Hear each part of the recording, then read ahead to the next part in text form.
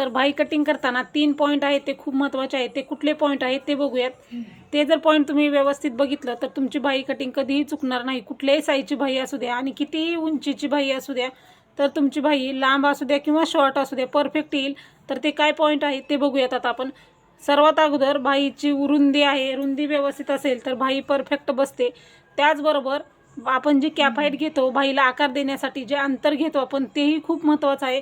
कमी झालं तरी ब्लाऊज बिघडतो आणि जास्त झालं तरीही आपला ब्लाऊज बिघडतो. त्यामुळं भाईची रुंदी, भाईची कॅप हाईट आणि त्याचबरोबर भाईला जे आकार देतो आपण पाठीमागच्या मुंड्याला आणि समोरच्या मुंड्याला भाईचे जे 2 आकार देतो समोरील पाठीमागचा, ते जर व्यवस्थित आले ना तर 100% भाई आपली बरोबर येते. त्यामुळं तुम्हाला काय करायचं आहे, हा व्हिडिओ पूर्ण बघायचा आहे.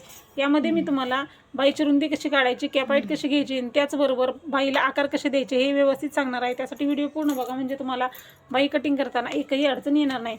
चला तर आपण व्हिडिओला सुरुवात करूया. तर बघा इथं मी काय केलेलं आहे, डबल फोल्ड पेपर घेतलेला आहे. नेहमी डबल फोल्ड पेपर घ्यायचा ब्लाऊजचं कटिंग करताना आणि भाईचं कटिंग करतानाही. तर भाईचं कटिंग करताना डबल फोल्ड जो भाग आहे यावरती उंची टाकायची. उंची टाकताना नेहमी फोल्ड बाजूवरती टाकायची. खुल्या भागावरती उंची टाकली तर भाई आपली मधोमध कट होते. त्यामुळं बंद बाजू आहे त्यावरती उंची टाकायची आहे. आता आपल्याला 10 इंचाच्या भाईचं कटिंग करायचं आहे. तर 10 इंचाची भाई आहे. अस्तरची भाई असेल तर तुम्ही अर्धा इंच मिक्स करा आणि बिगर अस्तरची भाई असेल तर तुम्ही शिलाई मार्जिन जे आहे ते 1.5 इंच मिक्स करायचं आहे. हा पॉईंटही खूप महत्त्वाचा आहे. तर बघा आपला हा बिगर अस्तरचा ब्लाऊज आहे, त्यामुळे इथं अर्धा इंच शिलाई मार्जिन घेतलेला आहे.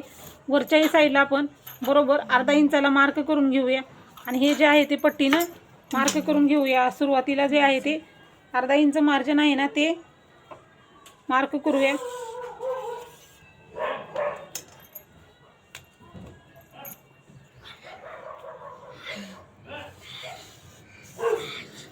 बघा इथं अर्धा इंच मार्जिनला मार्किंग केलेलं आहे.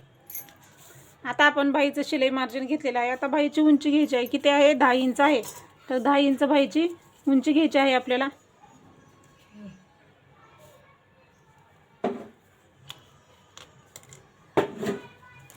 तर 10 इंच भाईची उंची घेतलेली आहे. बरोबर 10 इंचाला एक मार्क केलेला आहे.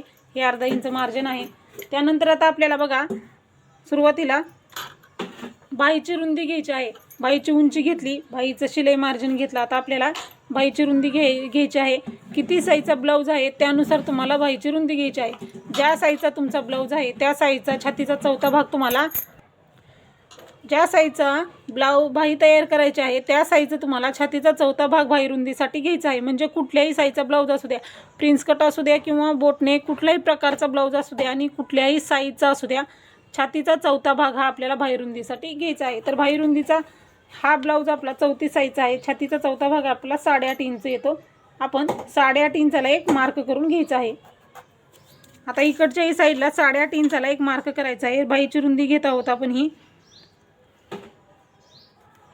आणि वरच्याही साईडला आपण 10.5 इंच घ्यायचा आहे. म्हणजे छातीचा चौथा भाग, भाईची उंची 10 इंच, अर्धा इंच शिलाई मार्जिन, 10 इंच भाईची रुंदीचा बॉक्स तयार करून घ्यायचा आहे अगोदर.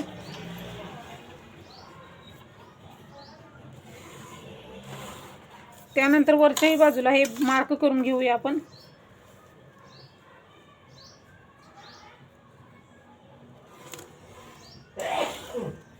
हे झालेलं आहे आपलं. आता आपल्याला कॅप हाईट घ्यायची आहे. तर 6.5 इंचाच्या पुढची जी भाईची उंची आहे त्यासाठी आपण 3.5 इंच कॅप हाईट घेत असतो. तर इथं आपण 3.5 इंच कॅप हाईट घेतलेली आहे. बघा 3.5 इंच इथं मी कॅप हाईट घेतलेली आहे. ज्या साईडला आपण, ज्या ठिकाणी कॅप हाईट घेतली आपण, इथं कॅप हाईट घेतलं, ठीक आहे. तर इथंच खाली आपल्याला बरोबर 2 इंच अंतर घ्यायचं आहे.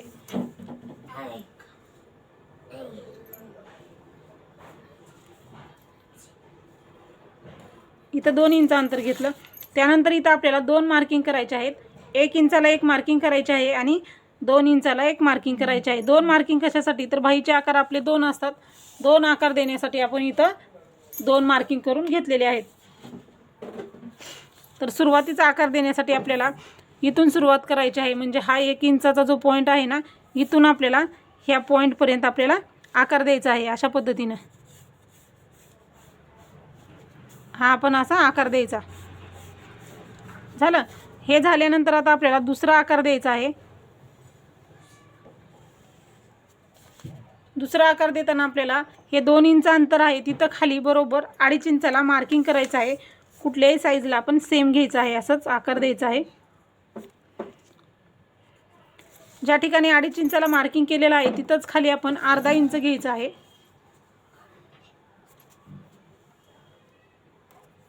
आणि आता आपल्याला दुसरा आकार देण्यासाठी काय करायचं आहे बघा, इथून फक्त ह्या पॉईंटला यायचं आणि ह्या पॉईंटला जायचं. 3 पॉईंट आहेत ते आपल्याला जॉईन करून घ्यायचे आहेत. बघा इथून सुरुवात करायची.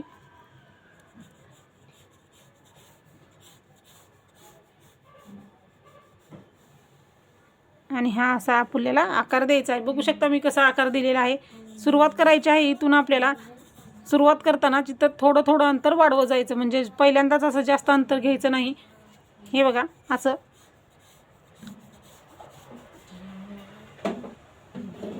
आणि हे असं ह्या पॉईंटला जॉईन व्हायचं आहे.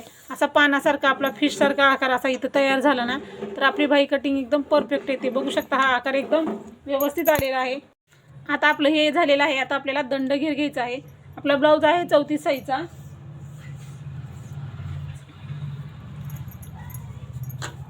पावणे 6 इंच दंडघेर घ्यायचा आहे आपला, पावणे 6 इंच.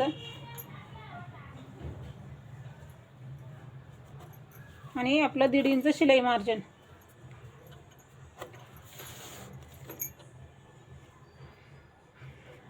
हे आपला रुंदीचा पॉईंट आहे. हे बघा आपला शिलाई दंडघेर आहे. हा जो दंडघेर आणि हे प्लस शिलाई मार्जिन आहे हे आपण क्रॉसमध्ये मार्किंग करून घेऊयात. हे असं जिथं कॅफाईटचा पॉईंट घेतलेला तिथून खाली असं क्रॉस मार्किंग करायचं आहे. हे क्रॉसच मार्किंग केलं ना बाही कटिंग फिटिंग जी आहे ती आपली बरोबर येते, म्हणजे व्यवस्थित येते. घोळ वगैरे पडत नाही. असं क्रॉस सरळ ठेवायचं नाही, हे सरळ आहे ते ठेवायचं नाही. ज्यावेळेस बाईची फिटिंग करतो तो एक्स्ट्रा पार्ट त्यामध्ये येतो, त्यामुळे बाईमध्ये चुना पडतात, बाई फिटिंग बरोबर येत नाही. म्हणून हे क्रॉस असं करून घ्यायचं आहे. हे झालेलं आहे आता आपलं. बघा आता हे कट करून घेऊयात. सहज सोप्या पद्धतीने मी तुम्हाला इथं 10 इंचाच्या बाईचं कटिंग कसं करायचं ते सांगत आहे. त्यासाठी व्हिडिओ पूर्ण बघा, म्हणजे तुमच्या यापुढचेही व्यवस्थित लक्षात येईल. आता कट करताना आपल्याला क्रॉस जो पार्ट आहे आपला सुरुवातीला मार्किंग केलेला तो कट करायचा आहे. त्यानंतर हे 2 इंचापर्यंत कट करून मग बाहेरचा आकार आपल्याला कट करायचा. बघू शकता हा आकार असा आला पाहिजे. बाही कटिंग करताना हा आकार खूप महत्त्वाचा आहे. हा असा आकार आला पाहिजे. आता हे झाल्यानंतर आता आपल्याला बाही आपल्याला अशी उकलून घ्यायची. बाही उकलून घेतल्याच्या नंतर आपल्याला हा पार्ट आपल्याला कट करून घ्यायचा आहे.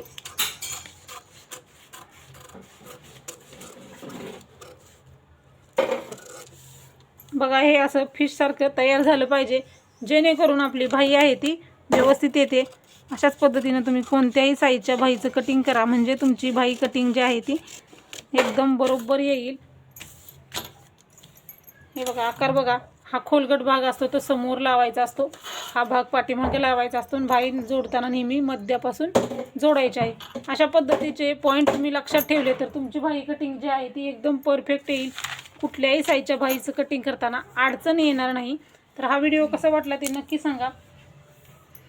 यामध्ये काय प्रश्न असतील ते विचारू शकता. चला तर भेटूया आपण पुढच्या व्हिडिओमध्ये. धन्यवाद.